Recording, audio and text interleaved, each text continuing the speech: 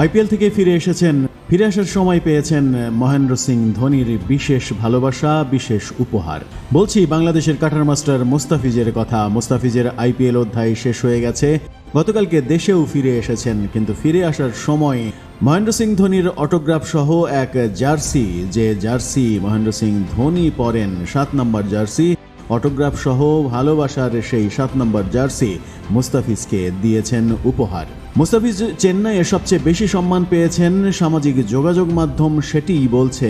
Cricket পেজগুলো দাবি করে আসছে, তাদের দাবিটা যে অমূলক নয় সেটার আরেকটা প্রমাণ এবার মহেন্দ্র সিং ধোনি দিয়ে দিলেন। আইপিএল ছেড়ে বাংলাদেশ ফেরার আগে মুস্তাফিজকে একটি জার্সি উপহার দিয়েছেন তিনি। তর্কাতীতভাবে চেন্নাইয়ের সবচেয়ে জনপ্রিয় তারকার জার্সি পেয়ে এবং তার সঙ্গে ড্রেসিং রুম ভাগাভাগি করতে পেরে মুস্তাফিজও দারুণ খুশি। আজ বিকেলে ধোনির হাত থেকে জার্সি নেওয়ার এক ছবি ফেসবুকে পোস্ট করেছেন মুস্তাফিজ নিজেই। ক্যাপশনে মুস্তাফিজ লিখেছেন, সবকিছুর জন্য ধন্যবাদ মাহি ভাই, আপনার মতো কিংবদন্তির সঙ্গে একই ড্রেসিং রুম ভাগ করে নেওয়া আমার কাছে বিশেষ এক অনুভূতি ছিল। আমার প্রতি সব সময় বিশ্বাস রাখার জন্যও ধন্যবাদ। আপনার মূল্যবান পরামর্শের তারিফ করতে হয়, সেসব কথা আমি মনে রাখব। ক্যাপশনের শেষে ধোনির দলে আবার খেলার ইচ্ছাও জানিয়েছেন মুস্তাফিজ। আপনার সঙ্গে শিগগিরই আবার দেখা করতে ও খেলতে মুখিয়ে আছি, তেমনটাই লিখেছেন তিনি। নিলামে মুস্তাফিজকে 2 কোটি রুপিতে নিয়েছিল এবার চেন্নাই।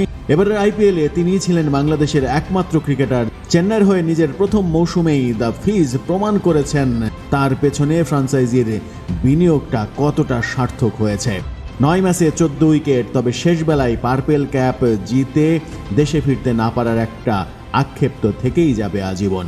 আগামী মৌসুমেও কি আইপিএলে চেন্নাই কিনে নেবে মুস্তাফিজকে, রিটার্ন করবে নিলামের আগেই তাকে, এবং সেটি চড়া দামে?